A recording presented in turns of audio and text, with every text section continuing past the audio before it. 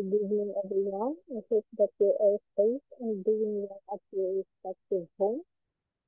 Since our face-to-face classes have been suddenly suspended this afternoon, we're continuing our lesson through this recorded lecture so that you can still learn while you're away from school. And I hope all of you will take time to watch this recorded video because this will be included in your upcoming second quarter examination. So, I hope you will listen, and if you want, you can pause the video so that you can take time to answer the question. Okay? Okay, let's start. Last meeting, we talk about the different stages of meiosis. Now, I have here some statements, and I want you to identify what stage of meiosis does the statement is referring to. Okay, let's start. Statement 1. The homologous chromosomes line up at the equator of the cell.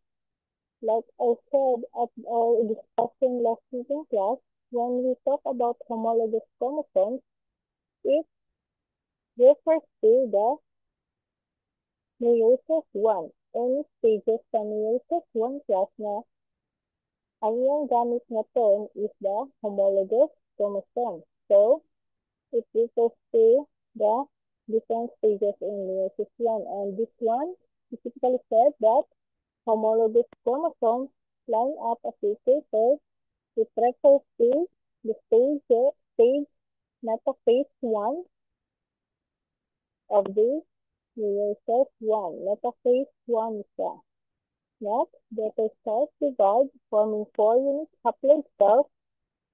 This statement also refers to telophase 2 or cytokinesis 2. And statement number 3, sister chromatids are pulled away and moved to the opposite pole. When we say sister chromatid class, it refers to the different stages under meiosis 2. So this one, statement number 3, is on the anaphase stage of meiosis 2. Now, I have here, for our next activity, we have parent or parent. Okay? I have here some pictures and I want you to identify how many parents does the organism need to reproduce a new offspring. Okay? Let's start. Number 1, octopus. Octopus needed how many parents does? It needs 2 parents to reproduce. Okay, how about Gumamela? In Gumamela, this one is you can do 1 parent or it can also need 2 parents to reproduce. How about the human? Yes, human needs 2 parents to reproduce also. Okay, this one, the last one, we have yeast. Yeast plus is a unicellular, unicellular organism and it needs 1 parent to reproduce. Okay, now what do you think is our lesson for today, Mandy? Our lesson for today is about sexual and asexual reproduction. Are you familiar with sexual and asexual reproduction?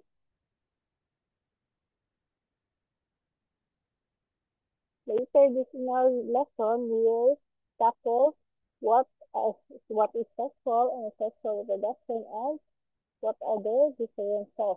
Okay? Before we continue with the lesson, let's have first our lesson objectives.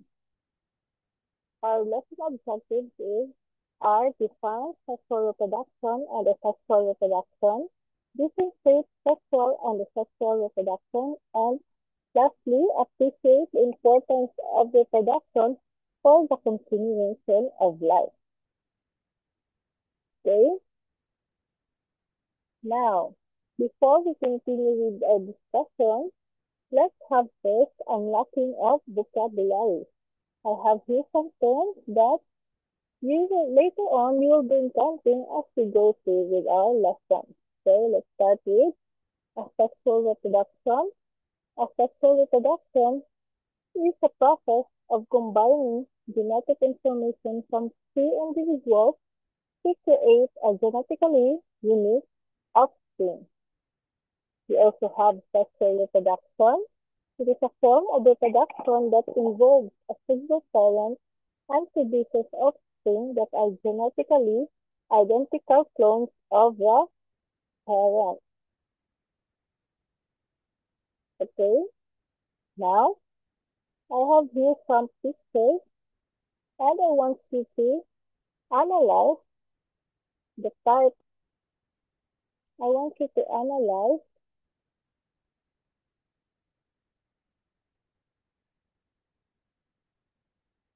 yes, sorry.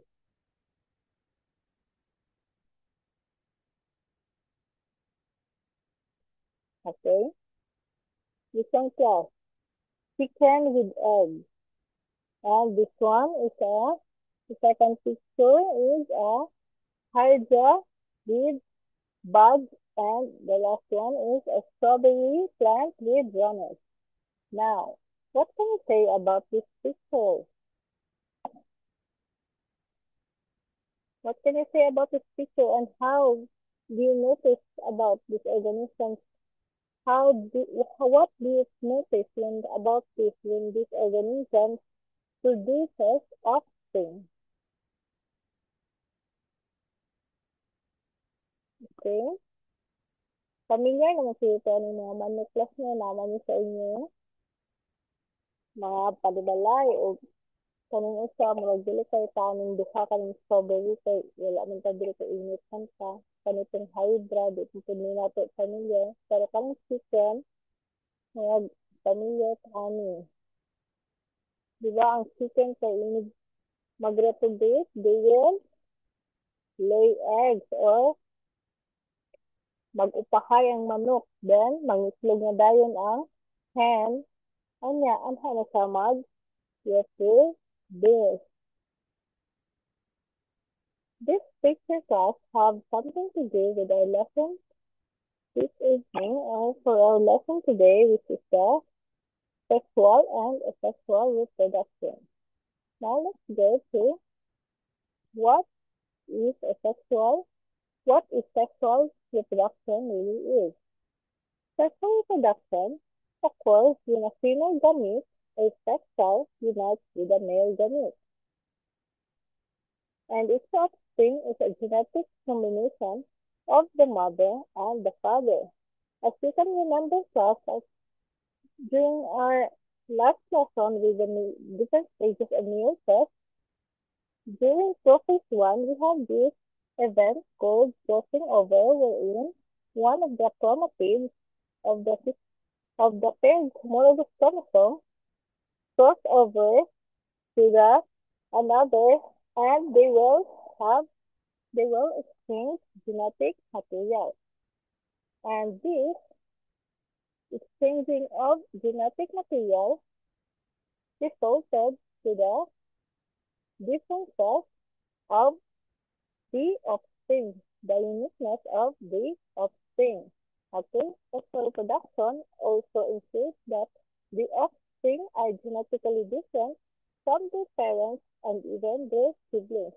Like I said, because of the crossing over, the genes or the genes from the father and the mother, then when the father and mother class nga katong resulta sa meiosis is Unite na to ang gamit because ni-undergo man sila meiosis, ni-undergo sila crossing over, their offspring kay genetically different lang sila from the parents and even sa ilang siblings kay tungod ma ma-distribute or makakuha naman sila laing genes sa ilang parents. Okay? And we have these types of sexual reproduction. In plants, we have pollination. It is the transfer of pollen from the male part of the flower, which is the anther, to the female part, which is the stigma. And it has two types, which is the self-pollination and cross-pollination. When we say self-pollination class, it occurs when the pollen from another is deposited in the stigma of the same flower or another flower on the same plant.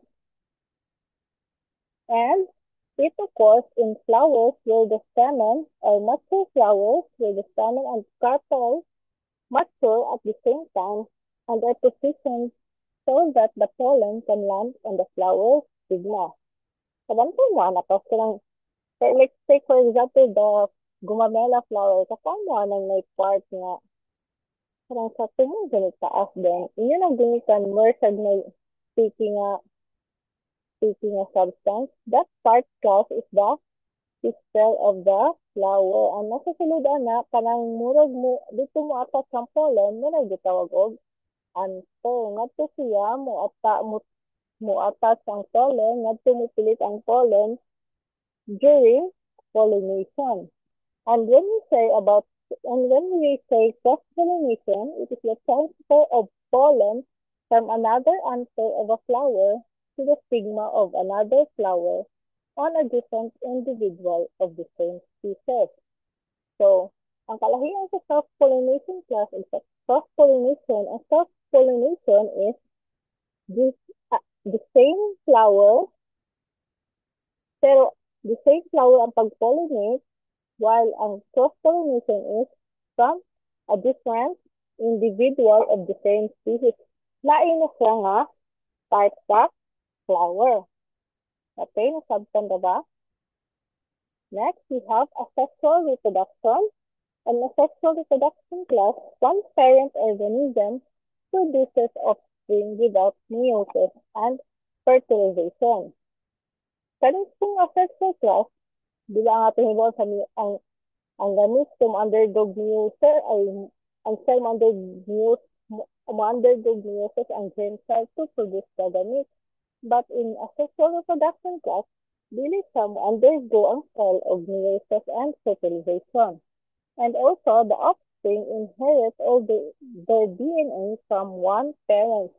They only need one parent to reproduce, and they will inherit all the DNA that is present from that one parent. And the result of this is a genetically identical clones to each other and their parents. Muna ni nga, ang result sa asexual is the same ra nga, the same organism sa ilang parent cell o sa ilang parent na organism.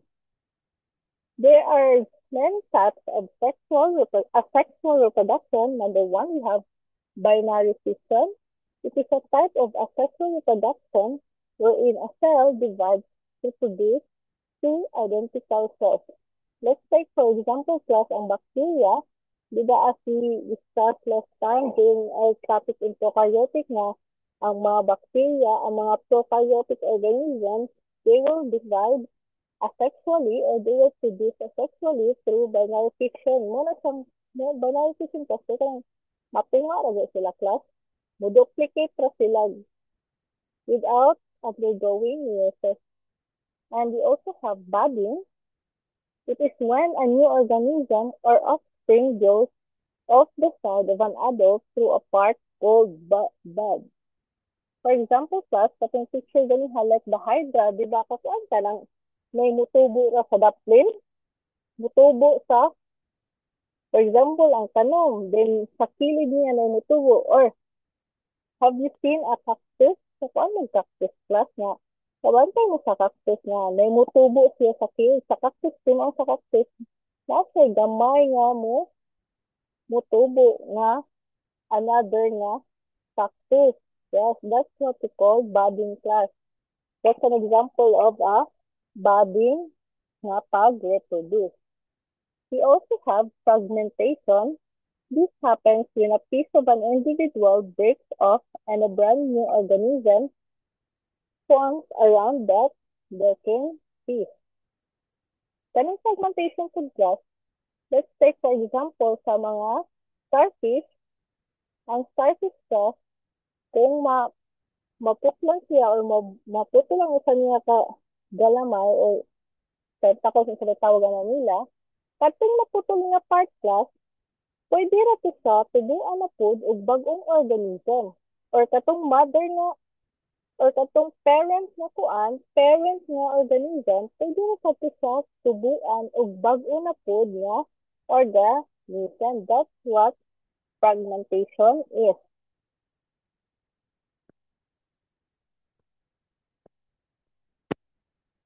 We also have spore formation or sporogenesis. It's a form of asexual reproduction that involves spore. Sa kuan ng spore class, ito sabi ko spore. Spore kay sa, kung di ko ano ito sa asexual reproduction, spore is a seed. Seed siya class.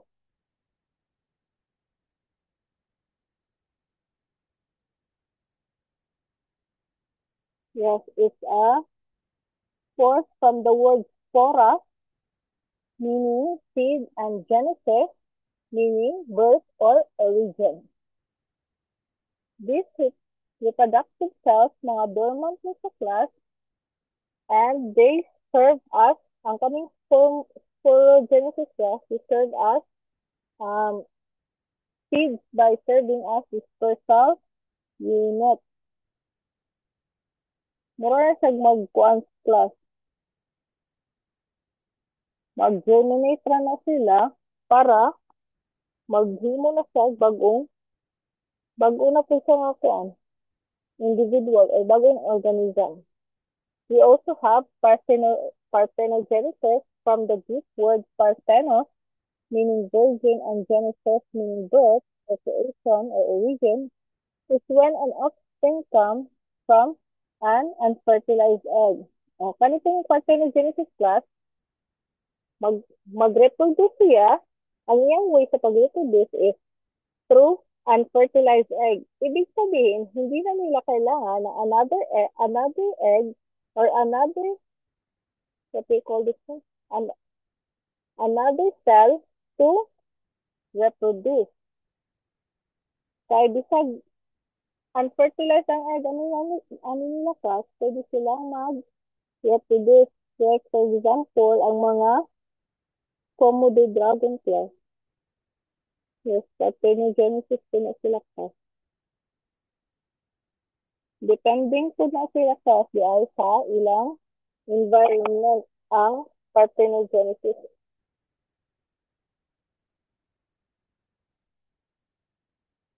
Example sa mga animal class na mag-undergo parthenogenesis are bees, grasshopper, lizards, just like the kapakindingan na Komodo dragon, and sometimes very rare sa birds.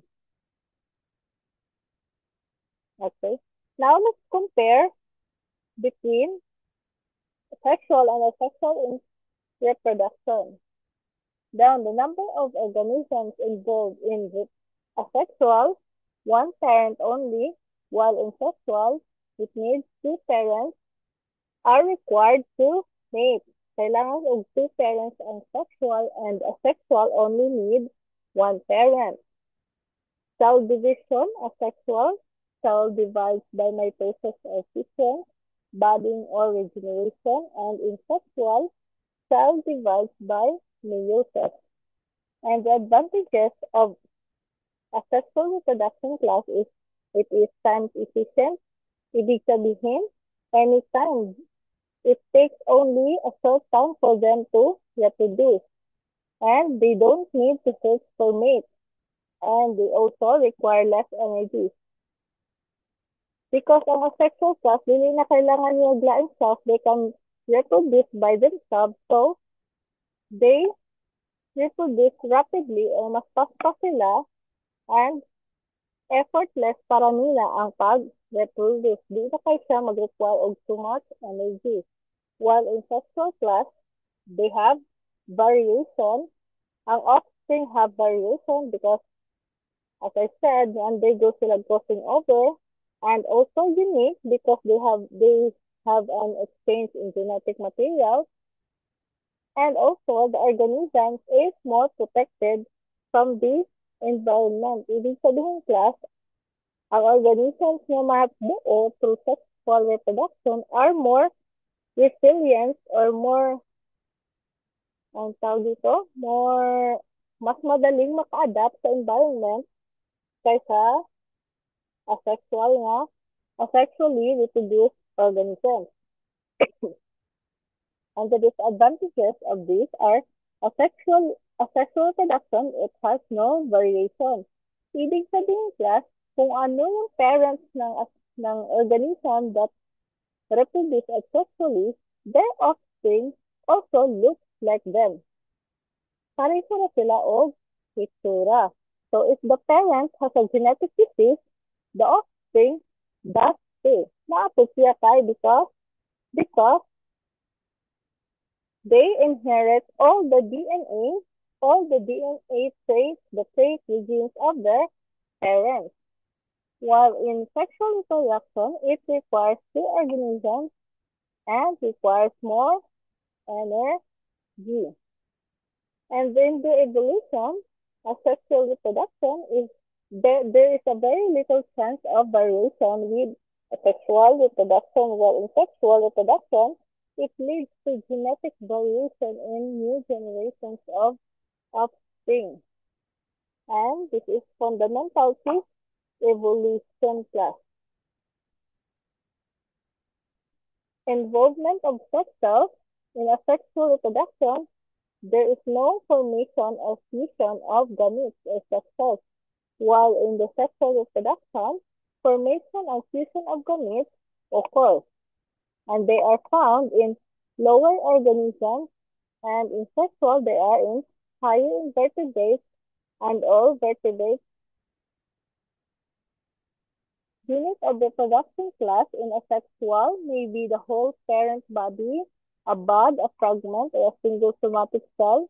Like for example, yung sinabi ko kanina na, for example, sa cactus, na aray mutubo sila or a bud nila or katong fragmentation nga is maputo lang nilang lawas na ay mutubo nga bag-o sa naputlan, or a single cell like the bacteria.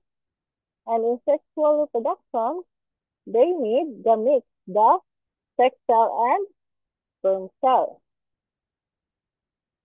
The time taken for a sexual to reproduce is they completed a very short period of time. Ibig sabihin, a sexual reproduction, mas paspas siya mag-reproduce, paspas siya mag-multiply ang organisms because they don't need another organism or another cell para mailang mag-reproduce. They can reproduce by themselves.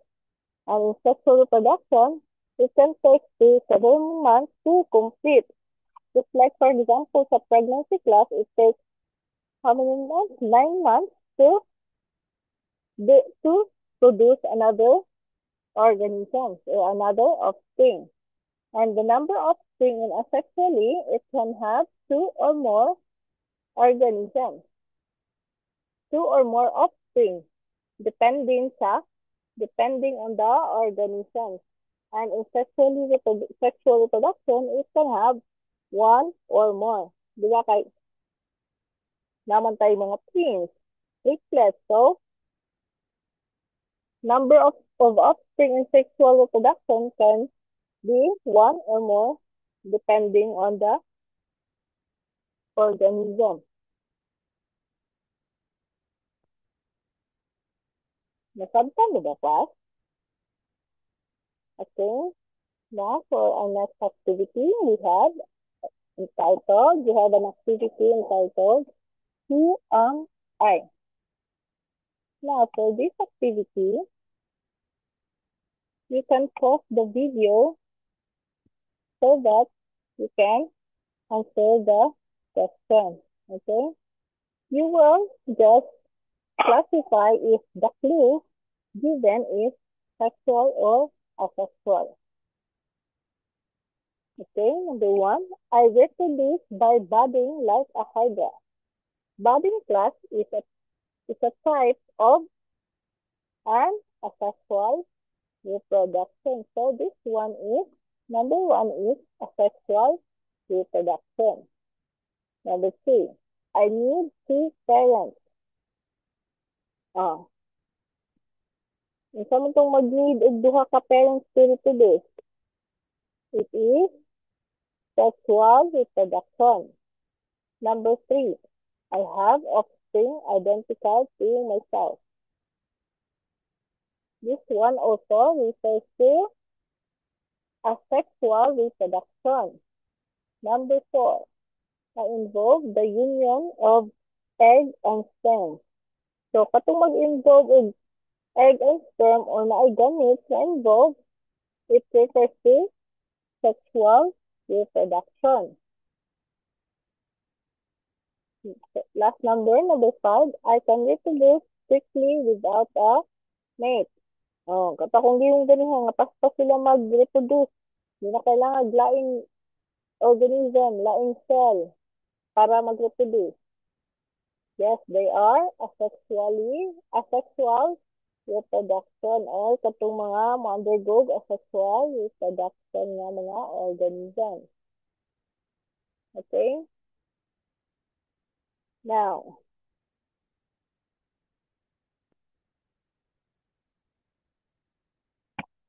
let's connect reproduction on our surroundings or reproduction around us.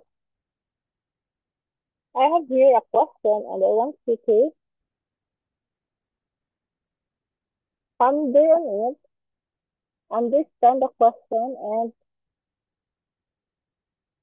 answer kung unsa man ang inyong understanding sa atong lesson. Okay? Now, how do farmers use asexual reproduction in plants? How do you think man they are class? Yes, as we discussed earlier, farmers use different methods sa reproduction. What are gamitin sa mga farmers? They use asexual reproduction through the methods like cutting, grafting, layering, katong mga tawag nito, katong mga different methods sa asexual reproduction. Also, how do humans apply sexual reproduction to raise healthy animals or crops? So humans, nag-use sila, they apply sexual reproduction for breeding to combine, di ba kay, mong tatingin, di ba, mo undergo ang cell o crossing over para nasa genetically diverse o unique na mga gamit ang mabuo. So, kadto siya, through the process of crossing over, they combine the good traits from two parents to produce stronger and more diverse offspring. And also, tungod kay diverse man o tungod kay duha lain-lain sa DNA, ang katong offspring have the quality and survival na-improve na siya para siya makasurvive for future generations. Now, our sexual reproduction,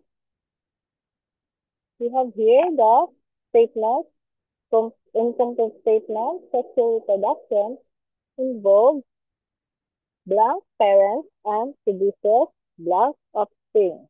So, Founder class. You can pause the video para ma-understand din yung question and maka-answer mo. Maka-recall mo sa ating discuss din ha. Yes, this one, number one, sexual production involves two parents, di ba? Kay sa need man ang sexual, kailangan man na union sa mga gamit niya, union of two female and male na mga kuan. Kita gani? Cell, katong egg and sperm cell na, or sa other pa, needs of two parents to produce unique offspring. Unique ni sa very class ang product sa sexual reproduction. The offspring are unique. And number two, a sexual reproduction involves one parent and produces identical offspring. Okay, nasabtan ka ba?